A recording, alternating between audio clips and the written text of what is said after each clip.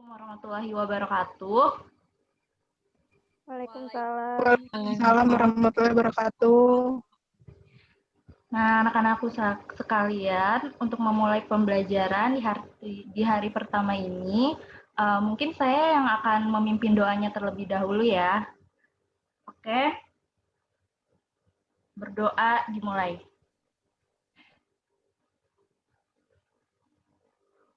Selesai. Nah, gimana kalian semua? Masih pada semangat kan hari pertama masuk sekolah? Semangat, Bu. Semangat banget ini, Bu. Bagus banget ya, pada masih semangat. Apalagi habis libur semester gitu ya. Jadinya kan mungkin masih ada yang kebayang-kebayang liburan semesternya yang kemarin.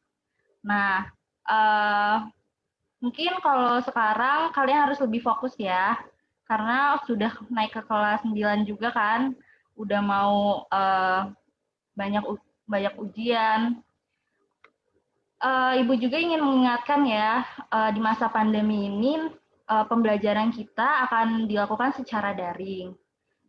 Dan jangan lupa protokol kesehatan seperti menjaga jarak, memakai masker, dan mencuci tangan. Oke, selanjutnya mungkin untuk masalah absensi, yang akan hadir di Zoom, akan saya nyatakan hadir ya. Jadi nanti ketua kelas yang akan mencatat dan mengirim hasil absensinya ke saya setelah pembelajarannya selesai. Oke, untuk pembelajarannya, untuk pembelajaran hari ini kita akan masuk ke materi pertama, yaitu mengenai potensi lokasi dan upaya pemanfaatannya. Nah, perlu kalian ingat ya, materi ini jadi materi ini tuh 2 tahun yang lalu masuk ke dalam kisi-kisi ujian sekolah. Maka harus banyak membaca ya, mungkin dari materi-materi kelas 7, kelas 8. Adapun untuk memulai pelajaran ini, saya akan membacakan tujuan pembelajarannya. Yang pertama, siswa dapat menjelaskan posisi Indonesia yang strategis di antara 2 benua dan 2 samudra. Yang kedua, siswa dapat menunjukkan jalur pelayaran yang melewati Indonesia. Yang ketiga, siswa dapat menjelaskan upaya yang semestinya dilakukan Indonesia. Nah, untuk yang pertama, saya akan bertanya kepada kalian tentang, ada yang tahu nggak sih mengapa negara Indonesia itu disebut memiliki letak yang strategis? Saya Bu mau jawab. Ya, boleh. Disebut strategis itu karena letak geografisnya. Jadi Indonesia itu berada di antara 2 benua dan 2 samudra. Oke. Lagi ada yang mau menjawab?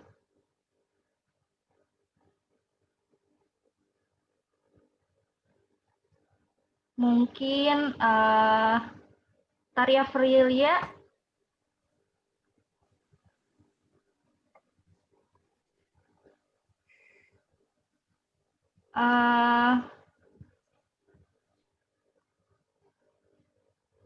Ayo, siapa lagi yang ingin menjawab? Nanti setiap jawaban kalian akan diberikan. Oh iya, boleh Bu Ca. Jadi Indonesia itu disebut memiliki letak strategis itu karena Indonesia itu letaknya berada di jalur pertemuan 3 lempeng, yaitu lempeng Eurasia, lempeng Pasifik, dan lempeng Hindia, Bu. Ya, bagus ya. Nanti jawaban kalian akan saya tambahkan pada poin, akan saya jadikan poin ya, poin nilai. Nah, selanjutnya jawaban yang teman-teman kalian katakan itu di mana Indonesia itu memiliki banyak faktor untuk mengatakan bahwa Indonesia itu memiliki letak yang strategis. Dan letak yang strategis itu berkaitan dengan potensi yang dimiliki oleh Indonesia. Akan tetapi di samping itu, setiap potensi juga perlu adanya upaya pemanfaatan agar bisa menghadirkan dampak positifnya dan mencegah dampak negatifnya.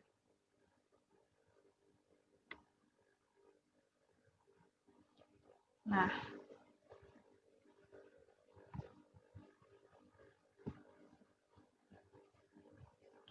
selanjutnya ini mengenai letak astronomis.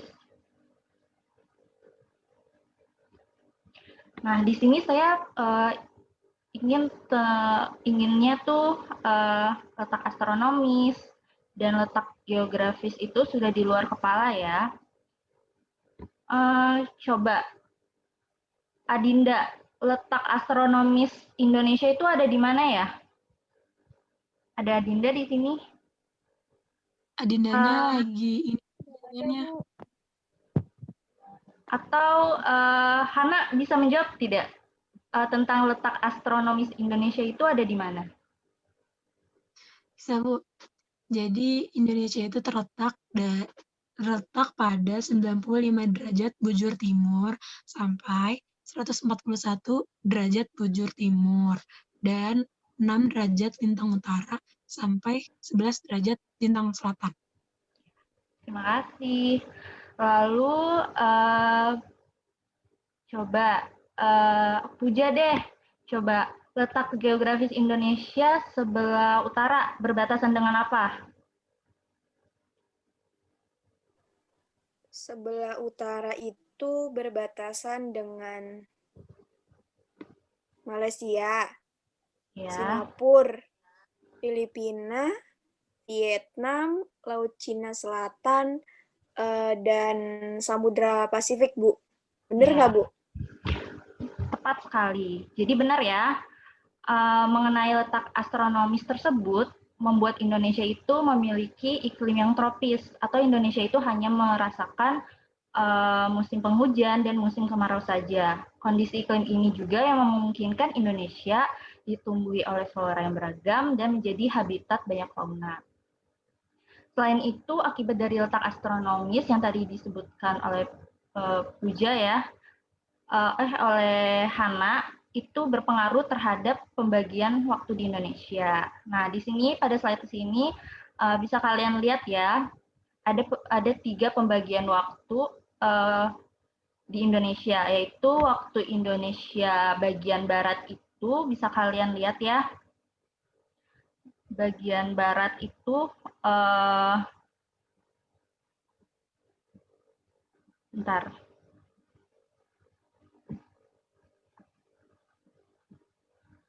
Nah, bagian barat itu waktu Indonesia bagian barat itu mencakup Pulau Sumatera, Pulau Jawa, dan di sini tuh provinsi Kalimantan Utara ya. Nah, selanjutnya waktu Indonesia bagian tengah itu mencakup Pulau Sulawesi, Pulau Bali di sini, Pulau Nusa Tenggara, lalu Provinsi Kalimantan Timur, Kalimantan Barat, dan Provinsi Kalimantan Tengah.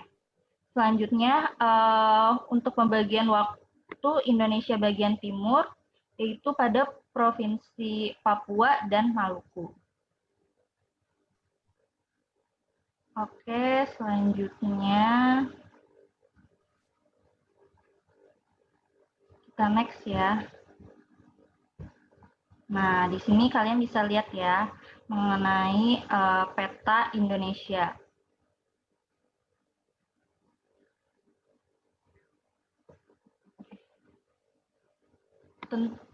Mungkin kalian akan bertanya ya tentang bagaimana sih suatu negara itu bisa menentukan batas-batasnya. Jadi itu pengaturan wilayah negara itu meliputi wilayah daratan, perairan dalam, perairan kepulauan, dan laut teritorial.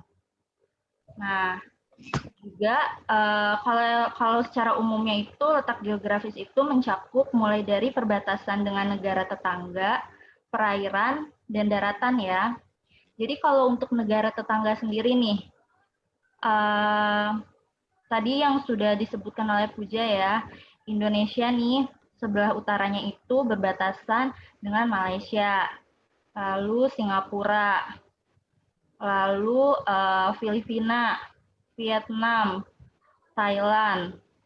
Lalu sebelah baratnya ini Indonesia itu berbatasan dengan negara India. Lalu sebelah timurnya Indonesia itu berbatasan dengan negara Papua Nugini. Lalu sebelah selatannya Indonesia berbatasan dengan Australia. Lalu bagaimana dengan perairannya? Nah, Indonesia sendiri berbatasan langsung, sebelah utaranya itu berbatasan langsung dengan Laut Cina Selatan, Laut Andaman, juga Samudra Pasifik. Lalu sebelah selatannya Indonesia perairannya berbatasan dengan Samudra Hindia. Begitupun ya dengan sebelah timurnya perairan Indonesia itu berbatasan dengan perairan India dan Samudra Hindia di sebelah juga. Lalu di sebelah tadi sebelah barat ya. Nah, sekarang sebelah timur Indonesia itu berbatasan dengan Timor Leste, Laut Timor Leste. Selanjutnya mengenai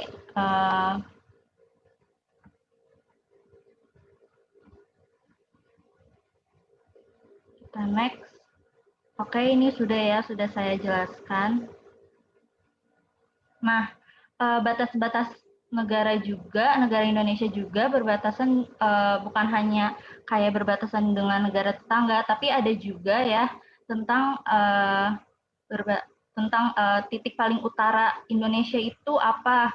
Misalnya titik paling utara Indonesia itu ada di Pulau Miangas, titik paling baratnya itu ada di Pulau W, titik paling selatannya itu ada di Pulau Dana, dan titik paling timurnya itu berbatasan dengan Papua Nugini.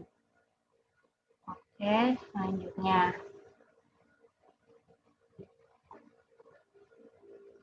Selanjutnya kita langsung ke jalur pelayaran yang melewati Indonesia.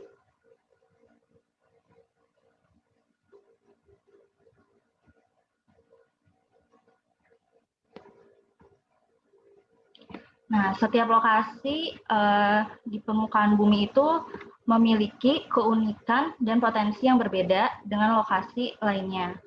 Jadi, setiap lokasi itu punya karakteristik yang berbeda antara satu lokasi dengan lokasi lainnya. Begitupun dengan Indonesia. Nah, Indonesia juga kan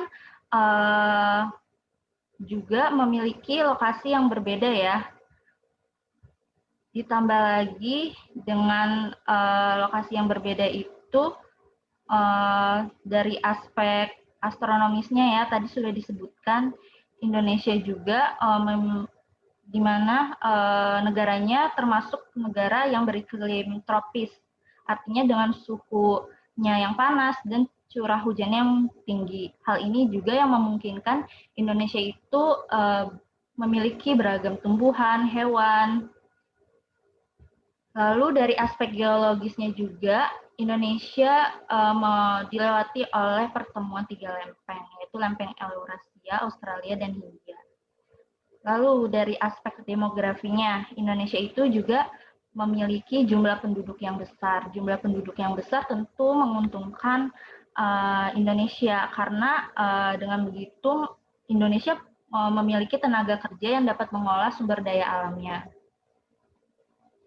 Nah, kalau sebelumnya kita mengetahui secara rinci tentang kondisi administratif Indonesia, maka selanjutnya kondisi administratif yang sudah kalian ketahui akan berkaitan dengan letak strategis di Indonesia. Mungkin saya akan mengulangi lagi ya, secara astronomis Indonesia itu terletak pada 95 derajat bujur timur sampai 141 derajat bujur timur, dan 6 derajat lintang utara sampai 11 derajat lintang selatan. Akibatnya, Indonesia memiliki iklim yang tropis. Lalu secara geografis, Indonesia terletak di antara 2 benua dan 2 samudra.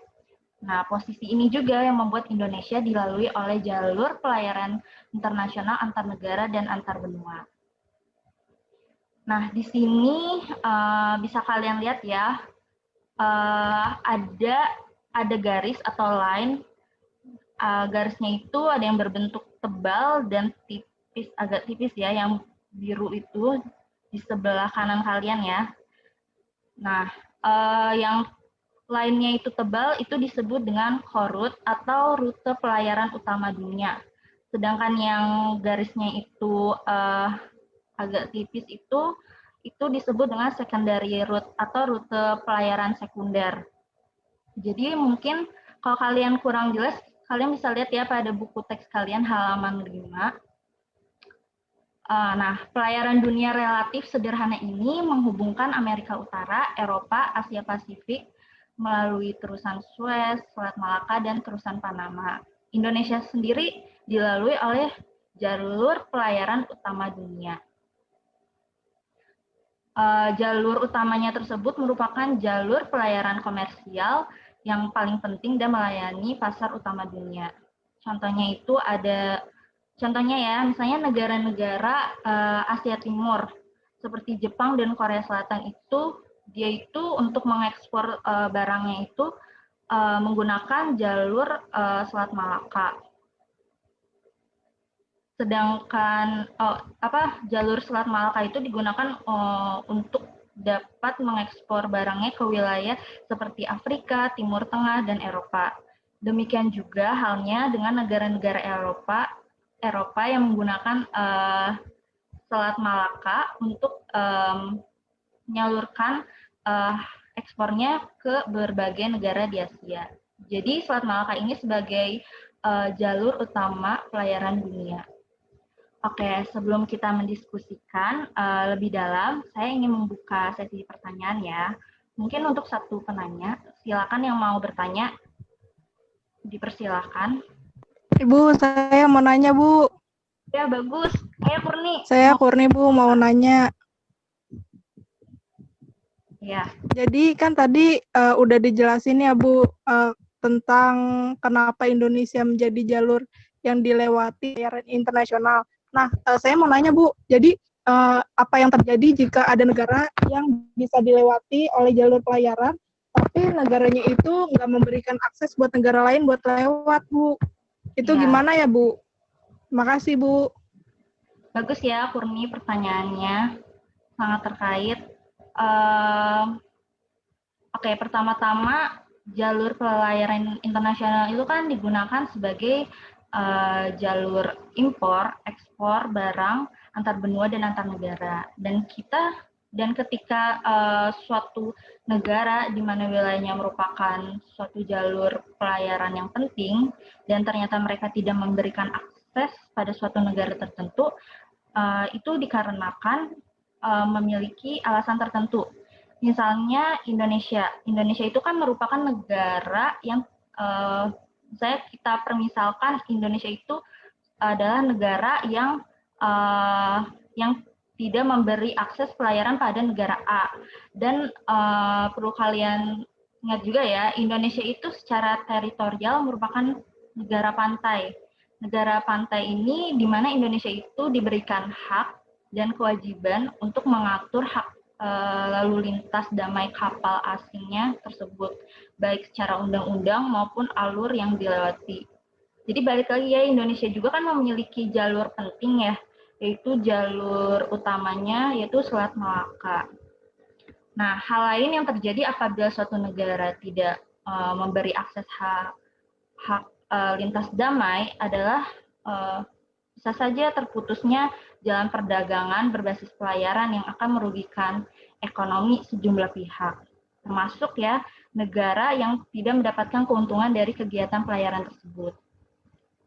Oke, saya lanjutkan kembali ya. Nah, jadi laut di Indonesia itu sangat ramai sekali ya oleh kapal-kapal asing karena Indonesia sendiri memiliki jalur penting utama yakni Selat Malaka dan jalur alternatif atau secondary route-nya itu yaitu seperti Selat Lombok. Di situ bisa kalian lihat ya, Selat Lombok, Selat Makassar, dan Selat Sunda. Nah, juga ya keuntungan Indonesia yang memiliki core route dan secondary route ini, Indonesia memiliki hak Hawk Point, yaitu merupakan di mana Hawk Point ini kayak selat sempit yang harus dilalui oleh kapal untuk mencapai pelabuhan tujuan. Kayak misalnya tuh kayak ini ya, mau parkir mobil, terus mau parkir mobil di mall gitu. Nah, sebelum masuk parkirnya kan kayak ada alat buat biar dapat karcis atau nomor parkirnya kan. Nah, baru kalau udah tekan tombol buat dapat karcis parkirnya, baru kayak nanti ada alat yang kayak buka tutup kayak seperti itu ya. Nah, sehingga di sini Indonesia juga bisa memanfaatkan letaknya yang strategis dan juga berdampak ya pada kehidupan ekonomi masyarakat dan serta sektor pariwisatanya. Nah, posisi Indonesia sangat strategis sehingga banyak dilalui oleh pelayaran internasional. Posisi yang strategis ini membuat bisa memungkinkan bangsa Indonesia ini berhubungan dengan berbagai negara atau bangsa lainnya. Para pedagang Indonesia juga pada akhirnya bisa menjalin hubungan dagang dengan bangsa lain.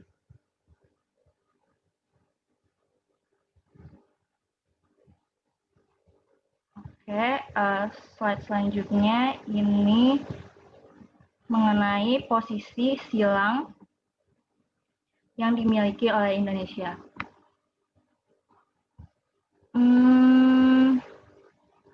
Coba kalian perhatikan lagi ya peta posisi silang ini. Di sini ada posisi dua anak panah yang menggambarkan posisi silang. Mungkin ada yang tahu alasan atau mengapa sih negara Indonesia itu memiliki posisi silang? Ada yang ingin Saya, menjawab? Bu, mau jawab. Iya, boleh.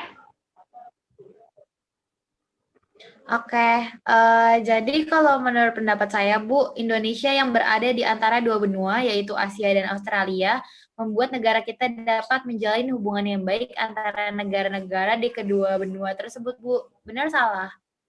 Oke, tunggu ya Siva, kita akan membahasnya.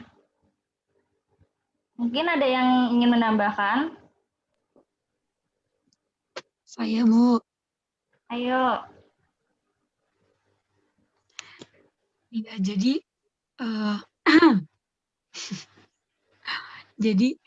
jadi tuh karena posisi geografis Indonesia itu membuat dua samudra Indonesia berada di jalur lalu lintas internasional dan juga dapat menjadi transit jalur perdagangan dunia, Bu. Oke. Oke, mungkin satu lagi ya. Satu lagi. Saya, Bu, izin jawab. Iya, boleh, Devi. Jadi menurut saya tuh selain yang dari Mhm. teman-teman saya sebelumnya tuh ada juga, Bu, pengaruh dari potensi budaya yang kita miliki, yaitu keberagaman kebudayaan akibat pengaruh dari berbagai bangsa juga, Bu. Oke, mungkin suara Devi tadi agak kecil ya, mungkin tidak dapat didengar oleh teman-teman, tapi tidak apa-apa. Oke ya, benar ya yang dikatakan oleh Siva, Hana, dan Devi. Jadi negara Indonesia itu memiliki posisi silang yang pengaruh tak strategisnya ini yang diapit oleh dua samudra dan dua benua, sehingga terbentuklah posisi silang yang tentu dibalik itu ada konsekuensinya ya. Tidak lupa juga pengaruh dari potensi budaya kita yang memiliki karakteristik yang berbeda antar satu wilayah dengan wilayah lainnya. Karena bangsa Indonesia dulunya juga kan berbentuk kerajaan-kerajaan, serta setelah datang para bangsa-bangsa asing yang ikut mempengaruhi kebudayaan Indonesia. Oke, next. Nah, mungkin di sini tentang dampak positifnya. Saya ingin satu orang ya yang membacakan dampak positifnya. Ayo, ada yang ingin membacakan? Saya, Bu. Dampak.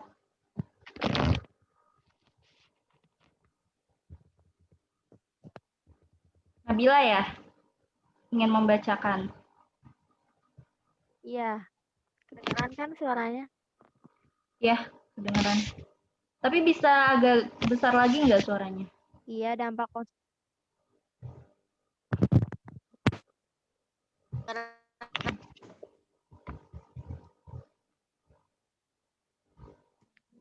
Ayo coba mulai. Ya, dampak positifnya yang pertama merupakan jalur lalu lintas perdagangan dunia menjadi transportasi negara-negara lain. Kemudian mempermudah kerjasama dengan negara lain dalam bidang ekonomi. Banyak industri asing yang didirikan di Indonesia karena letaknya yang strategis. Terus adanya persaingan yang kompetitif sehingga masing-masing perusahaan berlomba-lomba menciptakan produk yang terbaik. Pertanian yang memiliki potensi tinggi dengan iklim yang cocok sehingga dapat menyokong perekonomian masyarakat. Dan yang terakhir, Indonesia yang memiliki begitu banyak tempat yang indah dan eksotis dapat dikelola menjadi tempat wisata yang menambah devisa negara. Oke. Ya, terima kasih ya Sudah, Bu. Nabila. Oke, selanjutnya saya akan next. Nah, satu orang lagi. Ayo, siapa yang ingin membacakan dampak negatifnya?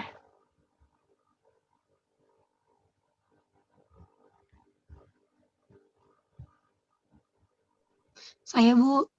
Iya, boleh, Hana.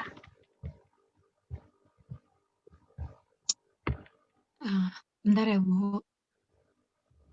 Jadi dampak negatifnya itu adalah yang pertama, masyarakat dalam negeri sendiri justru lebih suka membeli produk luar negeri daripada produk dalam negeri. Yang kedua itu banyaknya industri asing yang didirikan di Indonesia, mengakibatkan industri dalam negeri kalah bersaing dan tidak dapat berkembang. Yang ketiga itu menjamurnya produk dari luar negeri. Yang keempat, ketergantungan terhadap produk luar negeri. Nah, yang kelima ini susah berkembangnya industri kecil masyarakat. Terima kasih, Hana. Sama-sama, Ibu. Oke, jadi yang terakhir, kita bisa mengambil hikmahnya ya dalam menyikapi berbagai tantangannya itu berupa dampak negatifnya, di mana sebagai akibat yang ditimbulkan oleh posisi strategis dan posisi silang negara kita. Misalnya mungkin perlunya ada kesadaran dimulai dari kita sendiri untuk lebih mencintai produk dalam negeri sehingga kita tidak tergantung ya pada barang buatan asing. Kita juga harus lebih bisa menghargai produk buatan dalam negeri sehingga dapat berkembang. Oke, next yang selanjutnya. Nah, ini untuk tugas kalian minggu depan. Nanti tugasnya akan dikumpulkan ya pada minggu depan. Kalian dengan presentasi dari kelompok 1. Oke, mungkin untuk pembelajaran hari ini akan saya tutup ya. Dan jangan lupa ya, tugasnya dikerjakan dan dibagi kelompok oleh ketua kelasnya. Oke, Ya, Bu. sebelum kita mengakhiri pembelajaran, ada baiknya kita berdoa terlebih dahulu. Berdoa dimulai.